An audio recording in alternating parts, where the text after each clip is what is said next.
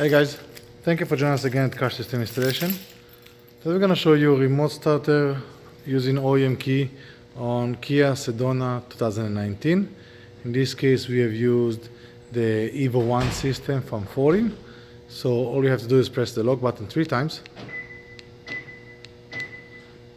The vehicle will receive the command. In a few seconds the car will crank and will stay on for the time that we have set.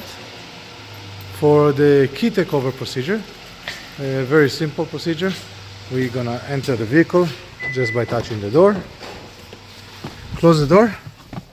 We're gonna press the push button twice, 1 and 2. And now you can press the brake and drive away.